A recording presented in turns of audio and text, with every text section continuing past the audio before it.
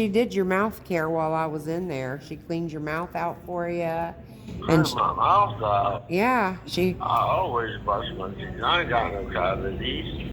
Hello and welcome in everybody. XVX, my name is Ryan. Today I'm going to be sharing part 4 of my brain tumor series. I do want to apologize to those that have been keeping along with me throughout this series. I know it's taken me quite a minute to make this video. Life has gotten in the way. I've had a lot of things happen since I made my last brain tumor series video, dealing with some health issues and whatnot.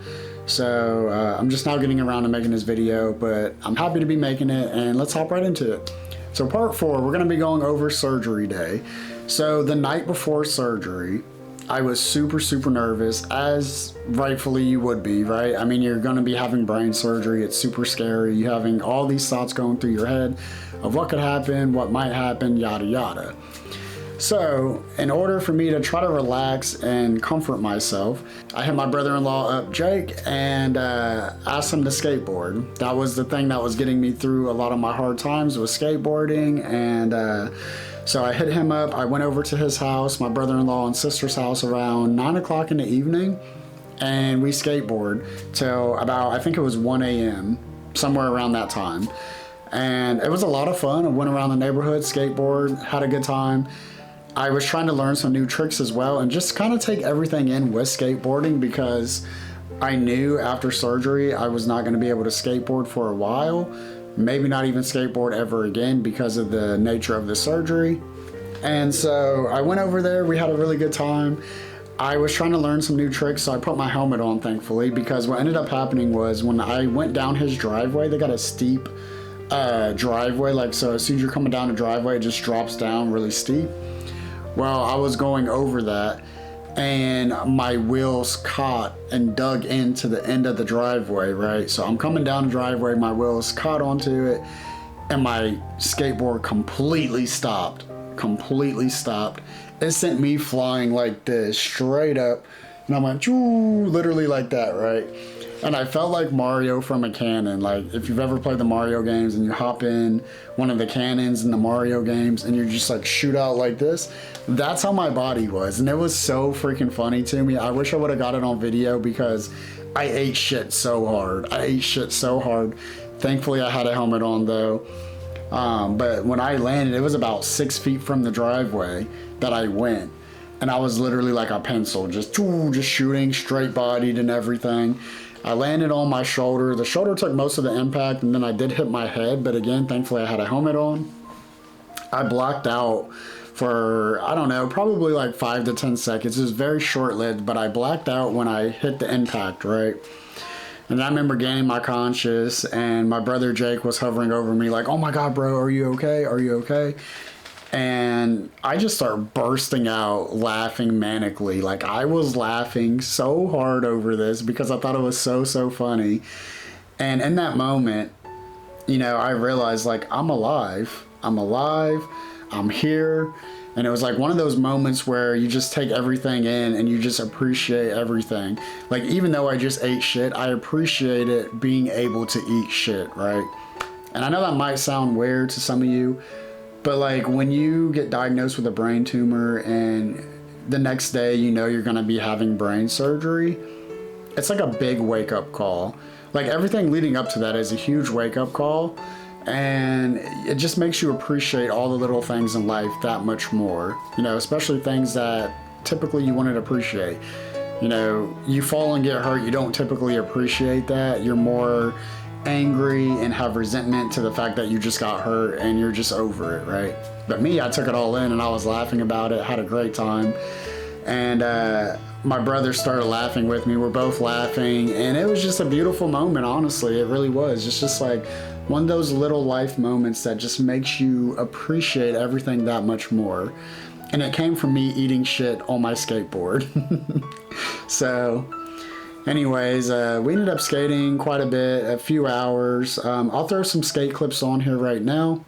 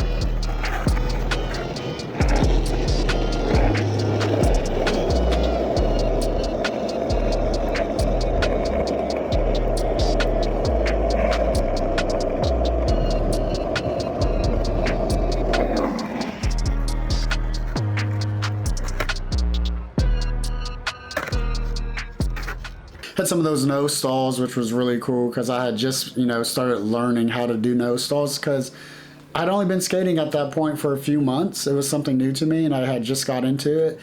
And I felt like it was helping my balance overall because when I got my brain tumor, again, if you guys have been keeping up with my series, you kind of already know some of this, but when I got my brain tumor, it really affected my balance because it engrossed my whole right vestibular nerve, which is part of your balance system. So it completely engrossed that right nerve there. So I was having balance issues, but I found skateboarding to be my outlet to feel better about everything. And so that's what I ended up doing that night. And then after Jake and I got done skating, I went back to my house and I didn't sleep that whole night. I could not sleep the whole night. I mean, as you can imagine, going through something like knowing you're gonna be having brain surgery the next day is a very scary thing. And I had all these what if thoughts of what's gonna happen to me. Like, am I gonna pass away? Am I still gonna be the Ryan that I know? Like, I had a lot of thoughts going through my mind, as I think a lot of you will. And if you guys are going through this right now and you're watching this because you've been diagnosed with the same brain tumor, or maybe you were diagnosed with a different brain tumor, I think we can both relate here that it's very scary. You're gonna have a lot of these thoughts and a lot of negative thoughts are gonna come through, and the best thing you can do is don't sit on them. Don't, sit on those negative thoughts and bask in them. You don't wanna do that, okay?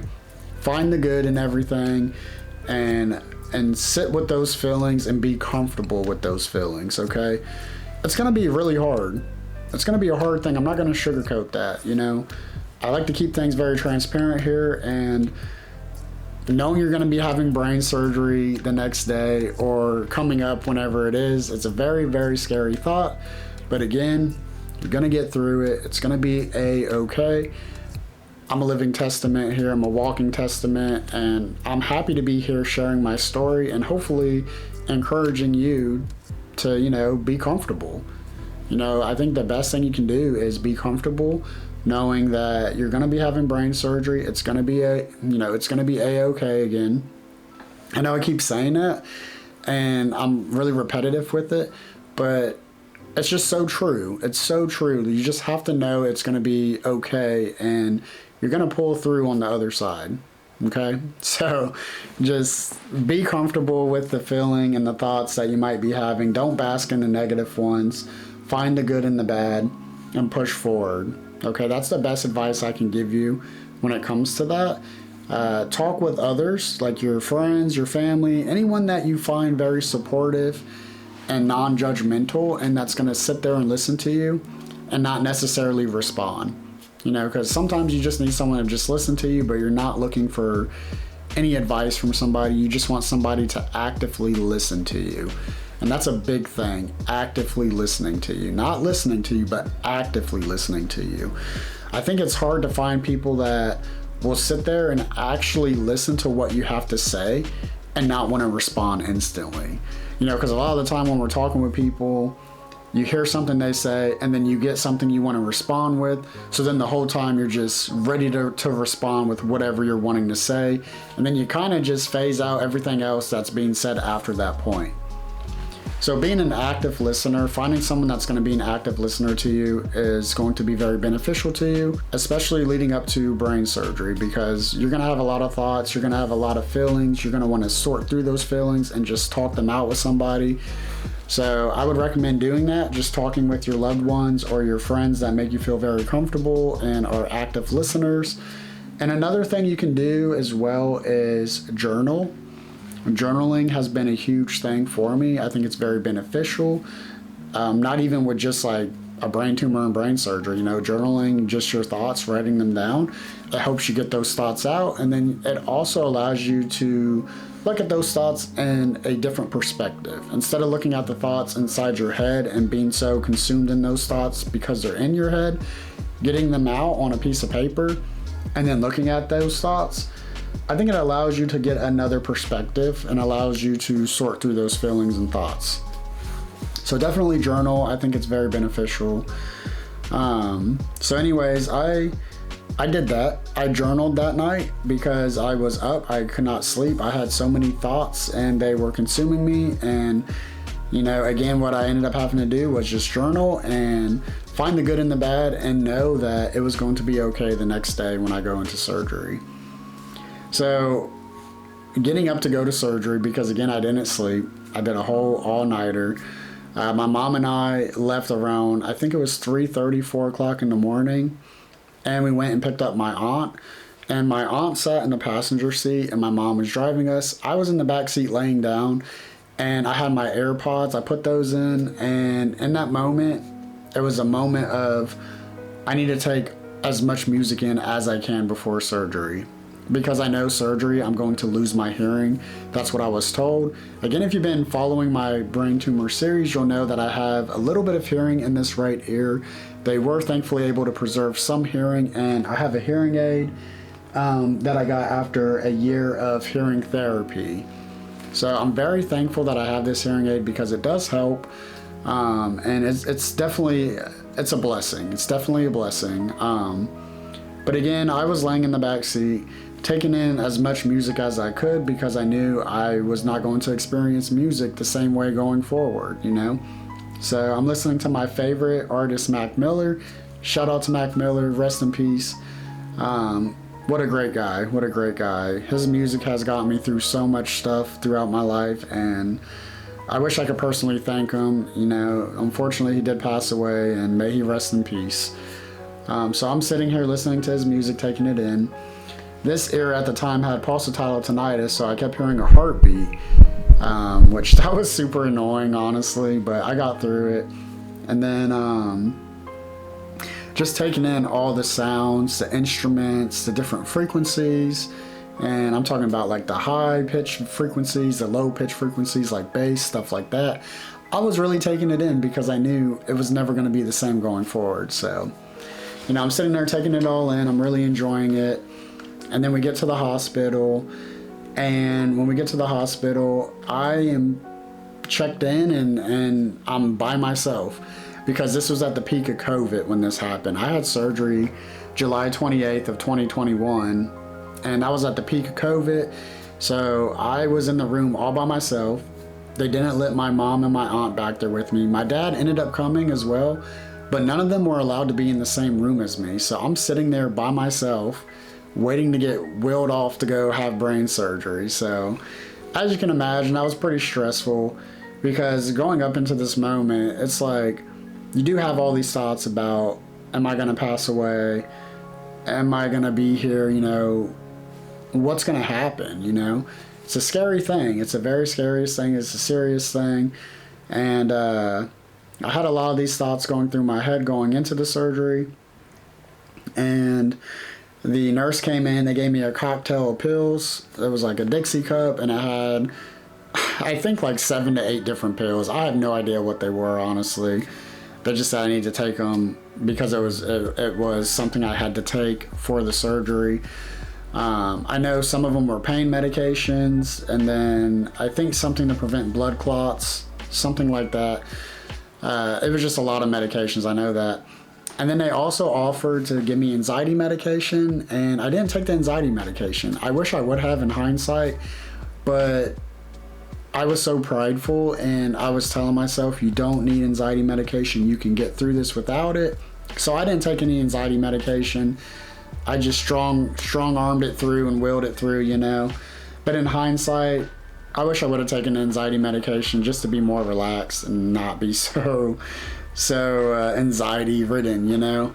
But I was very prideful because leading up to the surgery, I started having panic attacks, and all that stemmed from my brain tumor. And in my head, I'm like, I have to learn how to get through these anxiety episodes without medications and just be able to deal with those thoughts and anxiety, you know. I was trying to be very habitual and find natural approaches to dealing with things like that. So I was very prideful. I didn't take anxiety medication. In hindsight, I wish I would have. Now, I am going to tell you guys this, and just because I am very transparent here, but I ended up getting the nervous shits, and I was in and out of the bathroom, literally shitting nonstop because I was so nervous about getting brain surgery. And I actually even, looking back on this is so funny. So when the surgeon came in before they wheeled me off, I talked to him about some final thoughts, you know, everything. And I told him, I said, I am so afraid that I'm gonna shit on you guys while you're doing brain surgery. And we laughed about it. It was so funny. Like, looking back on it, it's like, holy crap, Ryan, you literally said that to your doctor. Like, I'm so scared I'm gonna shit on you guys. Like, what? Who says that?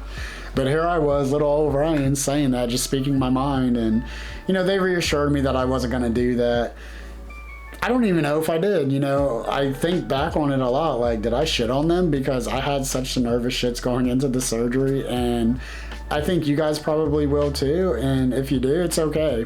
It's a natural human response to a very serious stressor of brain surgery, right? You know, you're stressing really hard, and the body under stress like that can cause you to have, you know, the shits like that. So anyways, that was a whole thing. And when they finally were going to wheel me off, they let my parents come in to say goodbye and wish me luck in the surgery. So I'll show you that. I got a couple pictures with them, so I'll go ahead and throw those on the screen.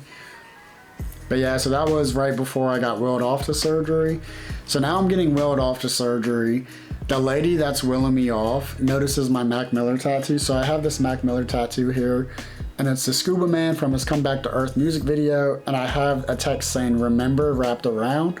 So he has a song called Rim, and then it's Ember, and the REM is capitalized, and it's actually a song he made for one of his dear friends that passed away. But then the title is actually Remembered, right? And so I have this wrapped around here because going through the things that I've gone through in life, this is just a testament that I look at to remind myself to stay grounded, that it's going to be okay, to remember you've gotten through some very hard ships, to just keep swimming and stay afloat, like it's going to be okay, you know? So it's just kind of my momentum here, my memo that I keep in mind to just get through the hard things, right? And going into brain surgery too, this is a piece that really helped me stay grounded leading up to brain surgery. It sounds so silly, something as silly as a tattoo, I guess, but you know, it helped me stay grounded. And the lady that was wheeling me off noticed it, and she noticed that it was a Mac Miller reference tattoo. So we hit it off. We were talking about Mac Miller, and made it very, very easy getting wheeled off into the brain surgery. You know, it actually helped ease my mind and calm me down to talk to somebody else that loved Mac Miller as much as I did. So when I get into the surgery room, I'm laying there and I see big bright lights all above me, and I'm like, all right, shit's getting real. This is about to happen. Like, I'm about to have my head cut open and have brain surgery. This is as real as it gets, you know? So the anxiety started flaring up a little bit more again, and I remember talking to my surgeon, and they had me lay on my side, and they went ahead and they put a mask over me, and then they had me start counting backwards. They're like 6, 5, 4, and then I think it was at 4 or 3, I was just blacked out instantly.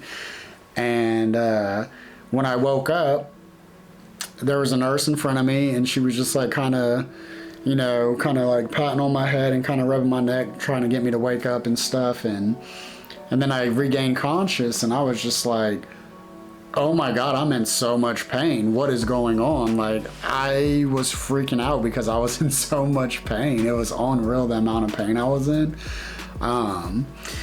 And I told her, I was like, I'm just in so much pain right now. Like, what happened? Like, I was so zonked out because all the drugs they gave me. You know, I was just completely blasted out of this planet, and was trying to figure out what was going on. And slowly but surely, I regained my conscious and realized, like, I just had brain surgery. And wow, oh wow, was it a major thing. Like, I went into surgery thinking it was going to be like wisdom tooth removal. That's the only other major surgery I had ever had, was getting my wisdom teeth out. So now, like, going into brain surgery, I kind of had a more optimistic view of, it's going to be like wisdom teeth. It's going to be okay. Like, I had my wisdom teeth out. I mean, this is another surgery. Surely it's going to be like that, right? And I woke up to a very rude awakening, and I'm not trying to scare anybody that's going to go through this at all. Because, you know, I don't want to scare you about it. It's going to be okay. Again, it's going to be okay. I cannot stress that as much as I've been saying it throughout this video. It is going to be okay. But the reality is you probably will wake up in some pain and be confused and be grumpy and just be like, what is going on? You know, so that's how I was. I was in a lot of pain and trying to just figure everything out. Well, as soon as I got up, they got me up to go walk. Like, as soon as I woke up, within the first like 30 minutes, they got me up out of the bed and they're like, we're gonna go for a walk down the hospital hall because we need to get you moving as soon as possible to help jumpstart the recovery process. So they got me out of bed. They put a gait belt on me, which is a belt that goes around your stomach, and it's so they can hold on to you from the other end. The belt wraps around your stomach, and then behind you is the end of the belt, and a nurse or two will hold it. In case you go to fall, they can grab it to make sure you don't fall over and get hurt. So they had me up walking. I walked down the hallway, and then I came back, and then I laid back in bed, and we did that every day while I was there. They got me up bright and early around like 6 o'clock in the morning, had me up out of the bed, walking up and back and forth through the hospital hallways. And I remember at one point, we got to the end of the hallway and there were stairs, and I was like, let's do the stairs. I'm so determined. I want to get better as soon as I can. Let's do the stairs. That was actually on the second day of recovery. I was like, let's hit the stairs, I'm ready. So we went and did the stairs, went up to the first flight of steps, and she's like, okay, like, let's go ahead and go back. That, you know, you're doing a lot. And I was like, no, let's keep going. I'm gonna go the next flight of steps. So we went up to the second flight of steps. And then that was a good point for me where I was like, okay, you know what? I don't want to push myself too hard, so let's go ahead and go back. So then I went back down the steps, the 2 flight of steps, walked back to the hospital room, and then got back in bed. And then throughout also the stay at the hospital, so I ended up staying in the hospital for, I think it was about a week to a week and a half, if I remember correctly. And every day around 6 o'clock, got up, walked down the hospital hall back and forth. I also had these compression pads on that they put on the bottom of my legs while I was laying in bed. And basically what they did was they help keep the blood flow flowing while you were laying there, because they want to make sure you don't get any blood clots or anything while you're laying in bed. So I had these big cuffs on my leg, and they massaged it. They basically like squeezed it and kind of did this to my legs, right? And it helped keep the blood flowing again, so I didn't get any blood clots. Now also every morning I got my medication. I had a whole Dixie cup of medication I had to take. And then I also got I believe it was a Hepra injection. I'll have to double check. I'll edit this in the video to let you know if it does need to be corrected, but I think it was called a Hepra injection. So every morning they put a shot in my stomach, which that was also to help prevent blood clots. So they did that, and I kind of got accustomed to that pretty quickly. I don't like shots. I love tattoos. I love how therapeutic tattoos feel to me, but shots I'm not a fan of. And that was something I had to kind of get used to because it was an everyday thing while I was in the hospital getting that Hepra injection. I'll throw some pictures on the screen here for you guys to kind of see like just the different bruising and stuff that kind of took place on my body throughout being in the hospital. And so yeah, that's kind of what that was like. And also I have to say, when I got out of surgery and woke up, my bowels were not working. I was not able to pee or poop. I wasn't able to do any of that. And so I had to get what is it called? I had to get a catheter, that's what it's called. So this is the first time I've ever had a catheter done before. And it was not a pleasant experience whatsoever. So if you're not familiar with a catheter, it is a line that they will run up your private parts so they can collect bladder. It helps jumpstart the bladder to go ahead and release, you know, any urine that you have in your bladder. So the nurse that came in was in training, okay, and oh my God, she just shoved it right up there, right? She shoved it right up there. It felt like somebody putting a flaming hot Cheeto up my privates, and it felt like they were in and out with a flaming hot Cheeto. It burned so bad and it hurt so bad. I tell you what, it was very unpleasant, and oh my God, it hurt really bad. But after she got it up there and it hit my bladder, I felt it like poke my bladder. I instantly relieved all of my urine, and that felt so good because I had so much urine from the surgery itself. So I was out. I forgot to mention my surgery was 10 hours long, I think it was, or 10 and a half hours long is how long my surgery was. And that's how long I was under anesthesia. And so when I actually came out of the surgery, you know, I had a full thing of bladder. I couldn't pee. They got it taken care of. That felt so good to get all that bladder out. So you might have to have that done too, okay? And if you do have to have it done, make sure you ask for a numbing agent, because apparently that is a thing they can do, is do a numbing agent so you don't even feel it going in. And again, the nurse that did mine was a nurse in training, and she did not do that. So I got the rough end of it.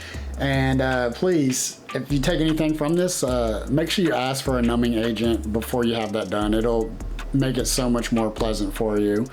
I'm kind of traumatized by that experience a little bit. I'm not gonna lie, it was kind of traumatizing, but I did get through it, obviously. And so after they did the catheter, I was able to pee the rest of the time I was there, which was great. But before you can go home, you have to have a bowel movement. You have to poop, and if you don't poop, you have to stay in the hospital. So throughout the whole week, I'm not able to use the bathroom. I'm not able, you know, I'm not able to go, and I had to have a nurse give me a suppository every day, and that was awful. I'm kind of traumatized by that as well. It's not a fun time, but my bowels just were not working, you know. I just was not able to go poop or anything, and that was a whole thing, right? So you have to be able to go before you leave. And the reason you're not able to go when you come out of surgery is because they have you on a whole bunch of narcotics because of the pain you're going to be experiencing through them cutting open your brain and skull and all of that. So you're under a lot of narcotics, and narcotics slow down your digestive system. And if you have a lot of them on heavy doses, it can kind of completely stop the digestive system from working. And that's kind of what happened in my case. So they had me taking all kinds of laxatives and suppositories, enemas, everything you can think of to try to get my bowels jump started again. And well, eventually after about a week of doing that, I finally had a movement, which I thought was a movement, but in reality it was actually just me pushing out the suppository. So the suppository came out. I thought I had a bowel movement. I was like, I'm good to go. I'm ready to get out of here, right? So I told the doctor, like, I had a bowel movement, and in reality, I did not. I should not have left the hospital at the time that I did because I still had not had a bowel movement. But I ended up leaving, and I remember that was really rough. That was really rough. Getting in the car and driving home in the traffic. The traffic was very heavy that day. It was an hour drive to get home. I remember absolutely being in so much pain, and I was just overloaded sensory-wise. So I'm in the car with my mom. I had a puke bucket and everything, and I kept hearing an alien sound the whole time. I kept hearing this alien sound, and I kept hearing this mechanical sound. So the mechanical sound was like almost like what you can imagine, like an assembly line with like a whole bunch of metal rubbing together and like putting things together, da da da da da, you know. But it was like very mechanical sounding, and I kept hearing that in this right ear after surgery. But it really hit me after I was leaving the hospital.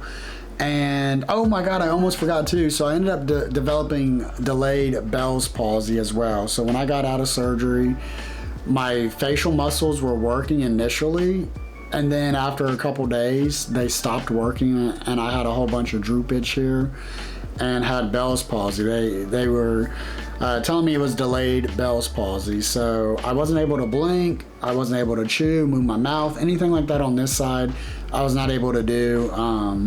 So that was a whole thing I was experiencing with surgery as well. and I did a lot of facial exercises and facial therapy to get my face working again. We'll discuss more about that when I get my next video up, which is going to be the recovery video. And in that video, I'm going to go over, everything that I went through with recovery, all the therapies I did, and everything that kind of came with recovery. So that's going to be on the next video. So we'll touch more about that on that video. But back to the surgery video.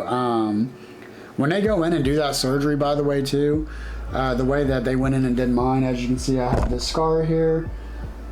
They removed a piece of my skull to go in, and then after surgery, they put that skull flap back there where it was. They take glue and glue the skull back, and then they take some screws and screw the skull back in place. And I also have a thin sheet of metal in there as well to they had to put that there to have the skull be able to screw onto something. So I have a very thin sheet of metal, but thankfully it actually does not go off on metal detectors or anything like that, because I was concerned about, am I going to be setting off metal alarms and stuff like that, metal detectors, but it actually does not set them off. I do always let them know, though, that I do have like a thin sheet of metal in here, as well as like when I do my MRIs, I always let them know about that too, just as a precautionary, so they're aware. But yeah, going back to me going home, I know I'm kind of all over the place. I do apologize.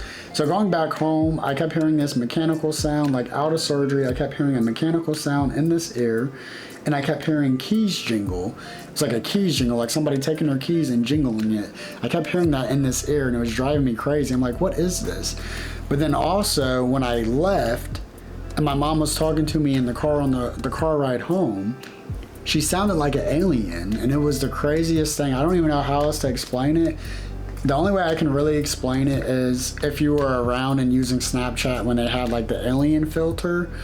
And the alien filter, when you talked, it'd be like, hello, how are you doing? Like that. Like, that's how it sounded, right? It was like this alien, like, echoey sound. And so my mom's talking to me, and I'm like so frightened by it because it was scaring me. And I'm like, what is going on? Like, you're talking to me, but you're in like this alienated voice. And it was so weird because I didn't have that alienated voice until I stepped outside of the hospital. And again, I don't know if it's just because I had sensory overload, like my hearing was gone when I woke up from surgery. I didn't have like no hearing in this ear at all. It was very, very muffled, and it felt like I was underwater in this ear, right? It felt very waterlogged. It was very muffled. There was a lot of swelling going on from the surgery. Excuse me, and I'll throw some pictures up too, so you can kind of just see what my head was looking like out of surgery, and kind of like what everything was like with the surgery. So yeah, that's what everything was looking like, with the pictures and everything. It's pretty gnarly to say the least. But yeah, going back to the car ride for like the third time, right? On my way home, my mom sounded alienated. It was freaking me out. I asked her to just kind of stop talking to me for a second because I needed to like ground myself and tell myself like, it's okay, everything's fine. Like, you just got out of surgery like a week ago. You're still recovering. You got a long road ahead of you. Like, everything's going to work out for you. Don't stress it. It's going to be okay. I was very nauseated though too on that car ride home. Literally being in the car and just feeling the car moving, and then feeling us go as fast as we did. Like, your vestibular system's gonna take a really hard shock going through that surgery. And that's everything that balances you, right? It allows you to feel grounded while you're moving and while you have a lot of things moving around you. Like, when I come out of surgery, that was really messed up, and I was having a really hard time not feeling dizzy, because that was a big thing too, was I was super dizzy coming out of surgery, and I had a lot of vertigo coming out of surgery. So like, I'd be vertigo is like when you're sitting still, then everything around you like chaotically moves and like makes you feel very, very sick. Like, it's a very extreme version of being dizzy, and that was something I was dealing with when I come out of surgery. And when I was on the car ride home, it was a lot to deal with. Like, I was having a lot of vertigo. This ear was super muffled, but then also doing a mechanical grinding and a key jingling all at the same time. My mom talking sounded like an alien. I was just super dizzy. I threw up a couple times in that throw bag on the drive home because of just how nauseated and dizzy I was feeling. And yeah, that was like pretty much the whole surgery experience. I know that kind of sounds all negative, to be honest. Surgery was very hard. There was a lot of things that kind of happened with surgery, you know, going through that.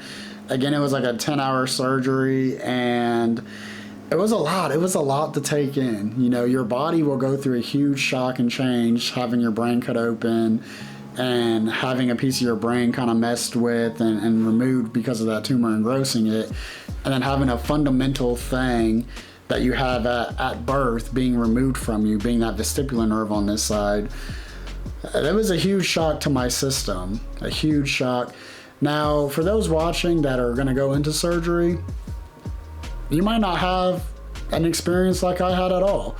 You know, it really depends on the surgeons, the location of your tumor, you know, what's being engrossed and the size of it, the surgery route they're going. All of that is going to affect how your surgery is going to be and how the outcome is going to be for you. So, you know, everything that I'm saying is not necessarily going to be, you know, true with what you go through or what you experience. It could be completely different. So that's what's pretty crazy about going through brain surgery, is it's not a one-size-fits-all type of deal. Everybody's going to have a different experience. You know, if anything, you can take a very generalized experience from this video and kind of, you know, be prepared for that. But to wrap this video up, if anything, I would hope that you take some good from this video. I know it kind of sounds very scary, everything that I'm talking about. But again, it is going to be okay. You're going to get through this. And it's going to work out for you. It's going to work out for you. If anything, take some positivity from this video. Know that you're going to get through it. You're going to be in a position like I am, and you're going to be able to share your journey with others. You know, when I started making my videos and sharing them with you guys, I never thought I was going to have such a huge impact on others like I have by sharing my journey with others. And that has just been a wonderful thing. It's truly been a wonderful thing to me. And I love that I've been able to take such a traumatic experience and share it and help others with it, you know? Like, I didn't have to share my experience and be vulnerable and, you know, just do what I'm doing here, but I wanted to. I wanted to be vulnerable, and I wanted to share my journey with others, and I just wanted to let others know, like, you're not alone. It's okay. You know, you're going to go through something very hard and traumatic, and you're going to get through it. It's going to be okay. You're going to be able to help others through this journey as well if you want to. You may, you know, you don't have to, but let's say you want to make videos like I do and help others. I think it's going to be a wonderful thing. And I praise you for that. You know, if that's something you want to do, I think you should. I really think you should. It's going to help more people than you are even aware of, okay? I never thought I was going to be able to help people by being open and vulnerable and sharing my journey with others. I started this series as more of a thing I could look back on personally as the years progressed, to go ahead and look back, kind of like a personal journal, diary type of thing, you know? And it's been wonderful, though, just to see the outpouring support from you guys, so I really, really appreciate it. Thank you all so much for watching these videos and leaving me such nice comments and sharing with me your journey as well. You know, we're a community here, and I want to be there for you in any way that I can to help you feel comfortable and just have that relief and just have someone you can talk to when you feel at your lowest going through this brain surgery or the diagnosis of a brain tumor.